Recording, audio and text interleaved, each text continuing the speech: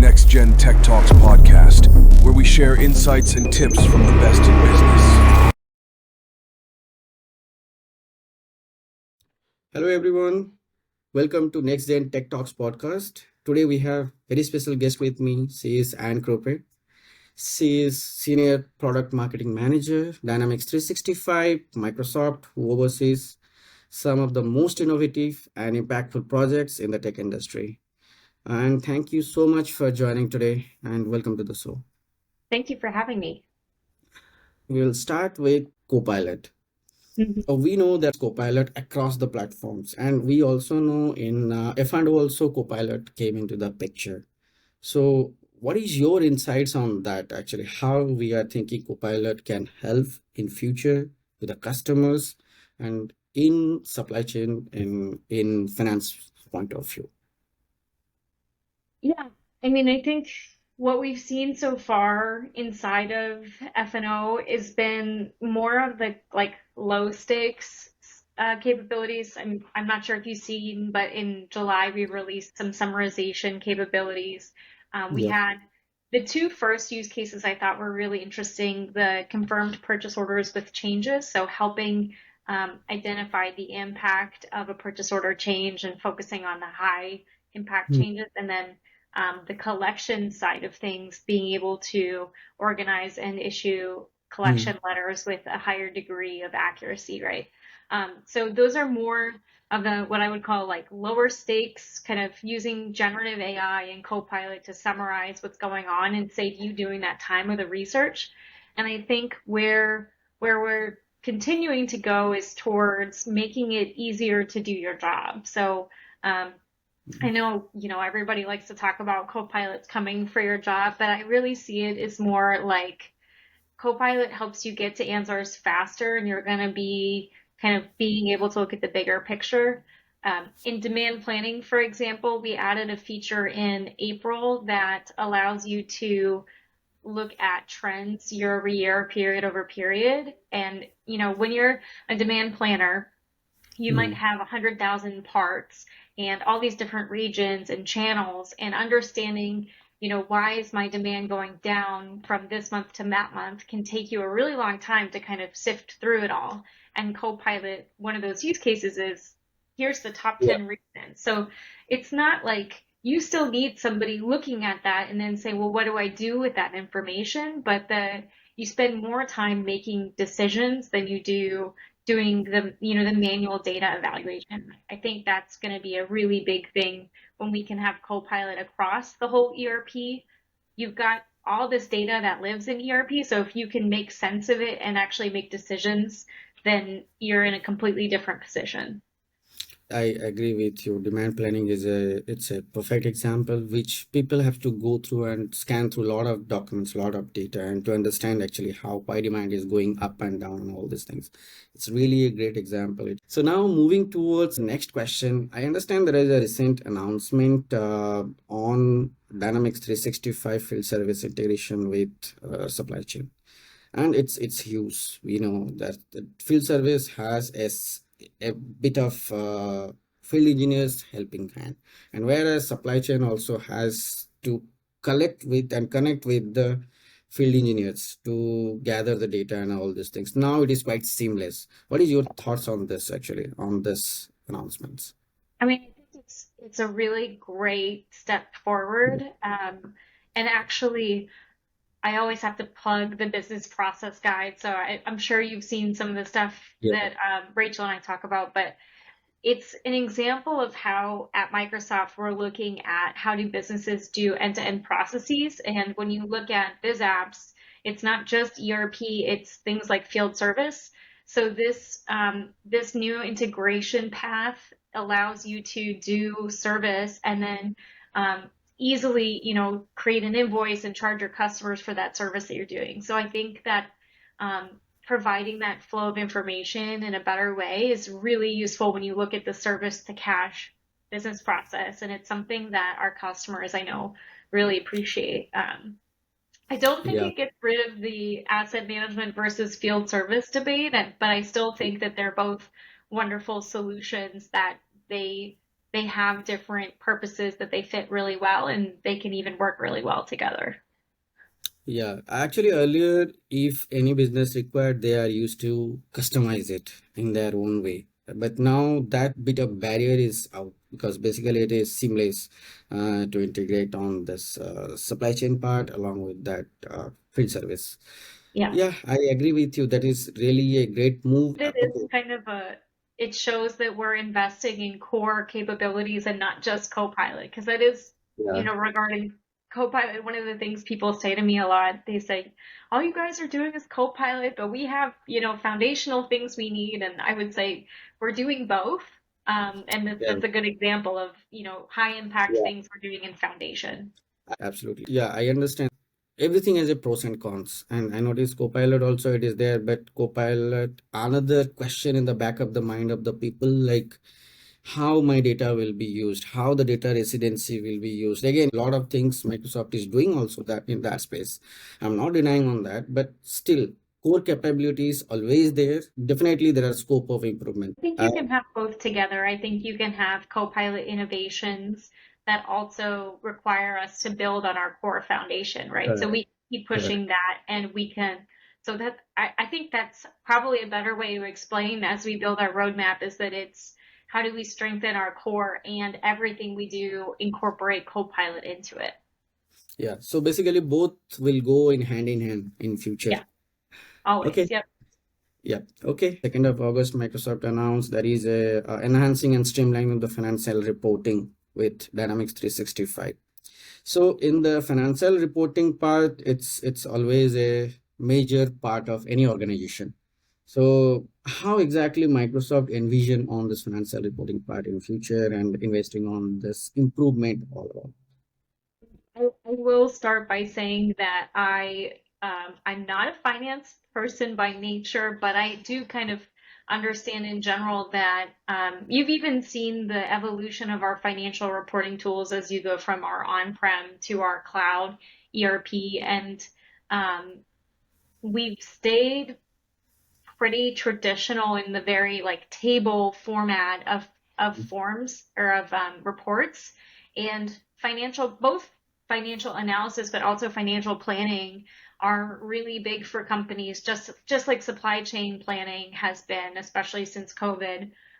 So we want to keep evolving our capabilities and of course, incorporating Copilot, right? Using Copilot for like the decision intelligence and helping you drive your understanding of what this report is helping you to make, a decision about or to understand a trend. So I think, some of it's architectural, like looking at the way we did things.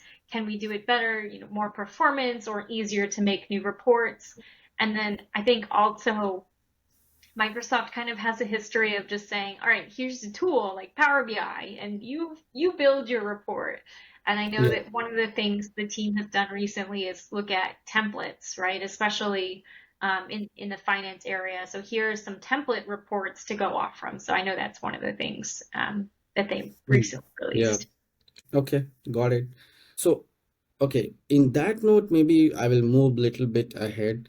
A lot of things Microsoft coming up. Any thought process? What's there on the roadmap in Dynamics F&O point of view, and what Microsoft is looking towards prioritizing the things that will be really great if you can share some of the roadmaps. Yeah, I think that there's a few things at play here. Obviously, Copilot is, but I think that when you look at how we're deciding to invest in Copilot and Core, there's themes that come across. User experience has been a really big topic. It's feedback we get from partners and customers. When we went to the cloud, our UI was new and fresh, and people liked that it felt like Office and it feels familiar. But we're at a point where people are saying it's outdated and it's not keeping up. And so when you look at things like in HR, we are integrating with Viva Hmm. connections. So basically, we're letting employees do self-service HR tasks from within Teams. And For procurement, we just launched the new approvals app, which lets you manage PO approvals and PR purchase rec approvals, not in the ERP backend. So we're looking like one at creating experiences where um, you're doing your job in more of the familiar tools, and then you can look at things like commerce, where we're doing a full point of sale user interface refresh. So we're looking at how people use our products, and we're working on capabilities to help make it easier, make it less frustrating, and that's a really big one. I'll also say I think we're looking at places where, as an end-to-end process, we can be stronger. I've already talked about planning, but if you look at how planning goes across the business, we're investing in financial planning, we're investing in supply chain planning, and looking at how we can build a connected end-to-end planning process for the business, which is, historically been something we could do better at. And so I think what you're seeing is our investment in that area really come out, and the adoption has been great so far for what we've put out there. So yeah, I would say it's kind of those things, and then it's looking at how Copilot really can change an end user's role. How does it change your process? And whenever we release the wave notes, there's the things we put out. We go, all right, this is what we're doing. And then in a couple of months, we'll go, surprise, here's something else. So there's certainly some surprises coming up, as there always are. And I think it'll help show our vision for how we're going to change the way people work with business applications. Yeah, sometimes we meet customers also. They have a viewpoint. They're saying my SAP is the best. What is the strategy actually we are looking towards, specifically from Microsoft point of view? Yeah, I mean, I think um, I'll say this: if you're looking at SAP or any other, top ranked Yeah, ERP system, 80 to 90% of the features overlap, right? They're there. And it ultimately can come down to um, what about us is different from a competitor? And for Microsoft, that's our platform. It's the fact that Dynamics is one built on Azure, which has performance, scalability, extensibility, but yeah, also the integration with other business applications, the integrations with Office, right? Like the Microsoft aspect is something that's unique to us. And then now we have, we're leading in AI. We're actually the only one who's really delivered anything to the market. And then it comes down to like the partners that we use that have the industry expertise to deliver the solution. Because um, the product matters, absolutely. You can come up and do a feature analysis and say, well, this product fits me and this one doesn't. But I think just as important as the product is, the partner is, because they're going to make or break the implementation experience, I think, um, for us or any other product. So we like our partner channel. We yeah, put together the certifications. We work closely together, and we I think that it's for us. We find it one of our differentiators, one of the value aspects, that our partners get this expertise in areas, and do such a wonderful job delivering. So yeah, I don't know, like I think that SAP is the incumbent, of course. So yeah, people kind of say, well, it's what I know and I know it works, and who are you? And right. But yeah, then I'll say, one, we are on the Gartner Magic Quadrant as a leader for product centric ERP. We are very close to being a leader for service centric. yeah, We are, we're up there ranking wise. And um, when you look at ERP in a modern world, 90% of it is the same. And you really just have to say, is the amount that's different what's going to make a big difference in my decision? Or is the partner that I'm working with and the partnerships I have with Microsoft enough to make me feel confident that we can implement this successfully? yeah. Okay, I agree with your this point, because the summary, what Anne is trying to say, for you guys also who are listening this podcast. So basically, it depends what customer looking towards. Basically, customer has requirement. If that requirement is Microsoft F&O can satisfy, and that will be within the limited budget with all the capabilities, along with that the feature what they are looking, it's not a bad deal. I will say it is a best deal because you have getting the things within your limited budget with your all the ecosystems if you are getting, and along with that, as she also highlighted, service wise it is really great. And I faced few of the customers. I know there are a few things, UI UX enhancement improvement, they have certain thing in mind which they cannot achieve in SAP. Also, I remember I implemented something on Power Platform, so that bit of thing is there which is bridging gaps with the SAP system. Also, Azure is a secure platform, all its single ecosystem. Yeah. So yeah, that's fair enough of information actually.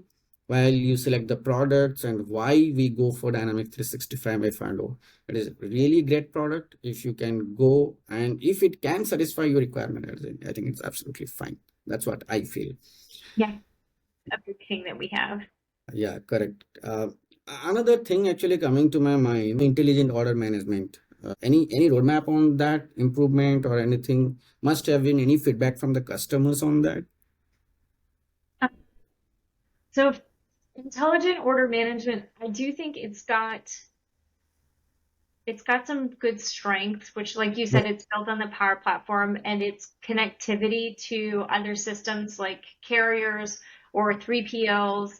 And then the idea of order orchestration, it's really important. A lot of our customers, especially in retail and distribution, they need to do order orchestration. And I remember the AX 2012 days when I built a customization to orchestrate orders to the right warehouse based on all of these different factors. So the logic in it is really strong. I think the interesting thing has been, as the product launched, comparing it to distributed order management, which is a feature of commerce. And they have some overlap, but they both have things that are really good about them as well. So I think it's been interesting to kind of watch why a customer would pick one versus the other. But the flexibility and beauty of IOM is that it does connect throughout the ecosystem. And I think that that makes it, and the user interface, which is Power Platform based, is very intuitive.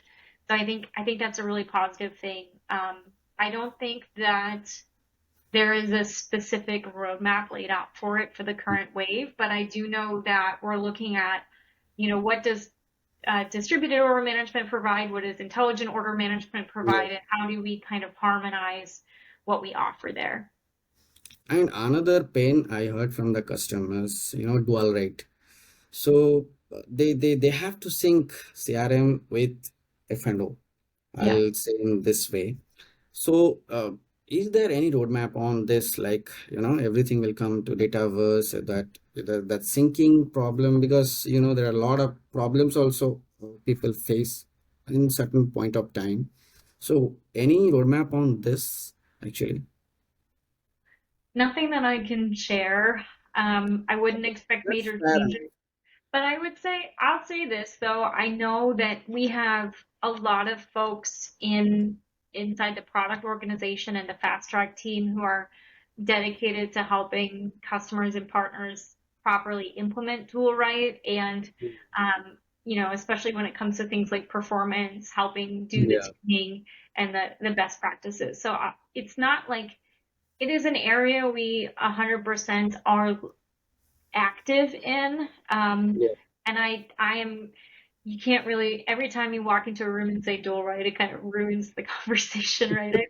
I've gotten myself into that jam at a couple of community events, but I know, like, we're aware of the sentiment, and you see things like virtual entities, which Hmm. do offer a certain degree of performance and being more natively mapped than some of the dual right mappings, but Hmm. there's no official plan to replace dual right with anything else, at least not that's public at this point.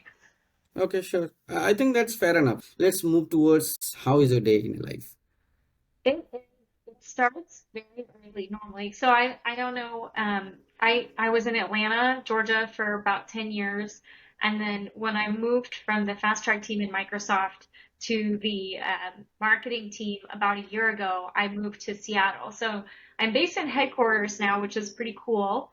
But a lot of our product team is based all over the world. We have folks in Copenhagen, in Shanghai, in India. So Mm. I normally start my day around 7 or so, with, like a giant cup of coffee because I'm not a morning person. So I do a lot of collaboration. I think that's actually one of my favorite things about being in marketing. I work with product team, I work with fast track, I work with analysts, I work with our sales teams quite a bit. Like I get to Mm. work with a lot of different people in the org and even, partners. And occasionally I get to talk to customers, although people have advised me not to do that so much. Just kidding. Um, so I do a lot of collaboration work and then I do some solo work. I build content, or I help, write documentation or strategy things. And then, I try to be like, I don't know. I think Microsoft does a good job of supporting work-life balance, and maybe it's depends on who you work for in what area, but I try to be pretty firm about taking time away from work. So I just recently bought a house and now I have a million things Wow. that I need to do every day, keep it house clean, do yard work and, finish getting everything settled. And when I have free time, I'm an avid reader. I like just turning my brain off and going to some, fantasy land. I'm really boring, or I guess not boring. I don't like business books, which I feel like is not something I should admit, but I like fiction. I like going to something else. I have a hard time sitting down and continuing to read about work topics or business topics, so I like to change it up and think about other stuff. Yeah, actually, even I like the fiction books to be very honest. I will move to next question. How you manage your personal and professional life? Um, I think it's a constant learning opportunity. I'm very fortunate that my husband is very supportive, so he understands that I care a lot about the work that I do, and that it will sometimes absorb me very fully. But so he doesn't put a lot of pressure on me, but we also make sure to step away. The way I think about it is like, um, if I worked, 80-hour weeks, you wouldn't get my best work. So there has to be a balance between doing doing work, doing good work, and having time where you can rest your brain and come back and bring your best self to work. So I think that the mix is different for everybody, right? Everybody has different situations, but for me, um, like getting good sleep is really important. And, going outside and just doing the basic, like remember to take care of yourself. And drawing the boundaries. I think there are very few things, at least in my world, that absolutely need to be done before midnight tonight, right? Go live is an exception. There's always exceptions, but there's very few things that like the world will not end. I Yeah. care so much about dynamics and our customer success and our partner success, but like ultimately, if I step away at 6 p.m., 7 p.m., and take some time for myself and go to bed and wake Yeah. up in the morning, that perspective of our jobs are all important and we're doing something, to help people run their businesses better and that's great. But at the end of the day, like you're the only person who can prioritize your well-being and you Yeah. need to be your own advocate so that you can bring your best self to work. Yeah, yeah, I fully agree on this. Actually, we need definitely time for professional as well as personal also, because or else it will be really imbalanced. Thanks to COVID, that's added benefit now. At least people can work some days from home. I do work in the office 2 or 3 days a week normally, and I found so it was interesting. When I came to Microsoft, I was fully remote, and it took me a really long time to feel like I knew my team because I hadn't worked with most of them before, and they were all in different places in different time zones. So it was really hard to feel like I, was onboarded and part of it. But when I relocated for the new role and I started going into the office 3 days a week, I met people so much faster, right? We would go get lunch together and I would talk to them about things that weren't the topic of a specific Teams meeting. So I like that aspect of getting to connect in person. I feel like when you do need to collaborate, it's really helpful. But I also do enjoy having the days where I get to work from home. It's it's much quieter, and I can kind of focus. So I think I like the balance, but I do like you. I appreciate how our environment has changed so that you can pick the thing that works for you. Yep, yep. Okay, I think our 30 minutes is over. Thank you so much for accepting the request and sharing a lot of insights. Absolutely. It was a pleasure getting to talk to you. Thank you. Thank you for listening. Looking forward to see you on a new topic. Till then, bye bye.